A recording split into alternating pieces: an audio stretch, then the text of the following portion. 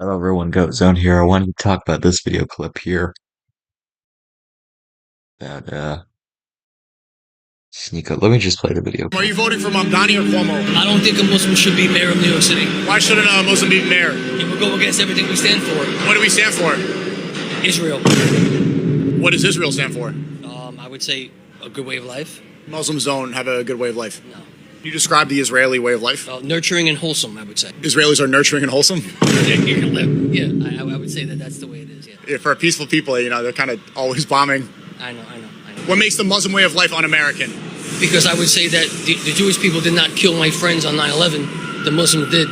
What's the reason? Why would they do that? Because they hate Americans. Why do Muslims hate Americans? That's a good question. America went into Iraq, killed 1 million civilians, and then people have birth defects, and we use chemical weapons there to try to get their chemical weapons and weapons of mass destruction. They didn't have any.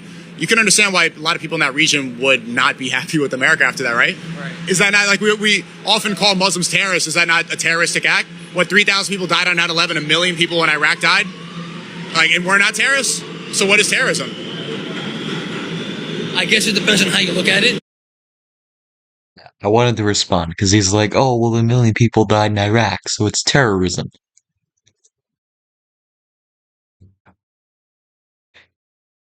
The exact number of people killed under Saddam Hussein's regime may never be definitively known, but estimates for the total death toll, including internal purges, massacres, and wars, range at as high as 500,000 to over 1 million people.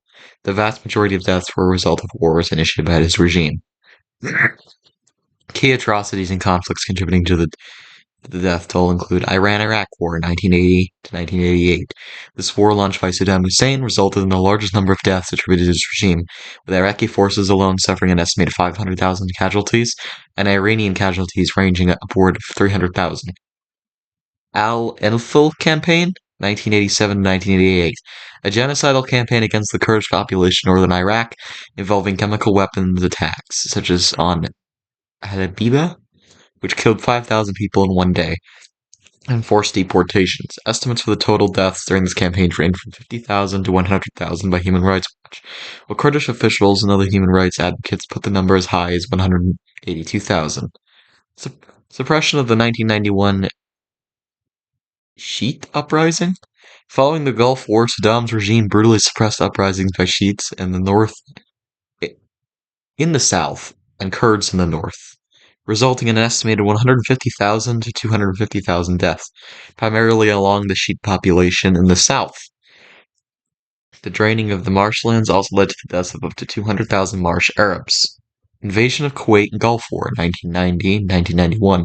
The invasion and subsequent war caused thousands of casualties, including about 1,000 Kuwaitis who died during the fighting and occupation, and thousands of Iraqi soldiers and civilians.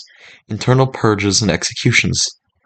Throughout his 23-year rule, tens of thousands of political opponents and ordinary citizens were subjected to arbitrary arrest, torture, and summary execution.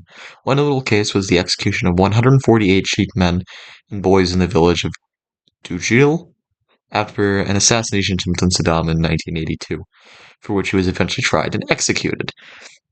Discovery of over 250 mass graves across the country after his fall provides physical evidence of the widespread killings that occurred under his regime.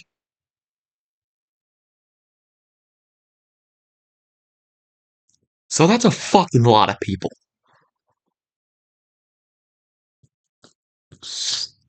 But so I don't like this vilification of America for going in Iraq when this guy was doing all this shit.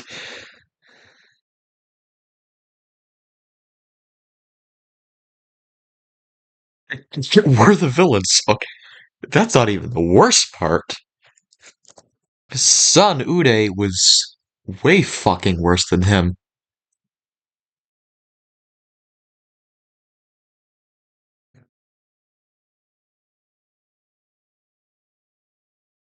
See,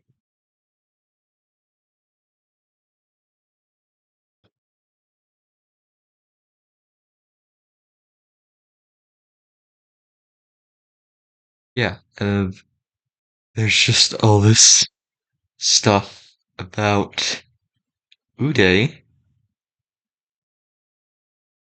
Uh, yeah, so Uday killed a few people, raped a bunch of women. Mm.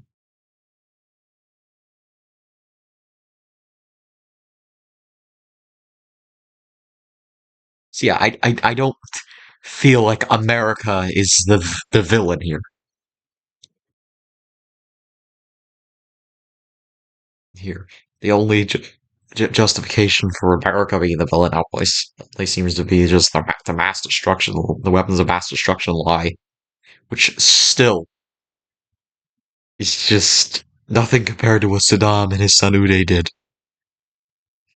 Way worse.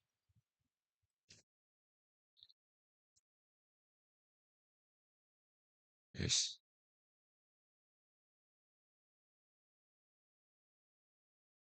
I just wanted to make this video and say why Sneak on this clip is wrong. We're trying to say that the Iraq War is terroristic.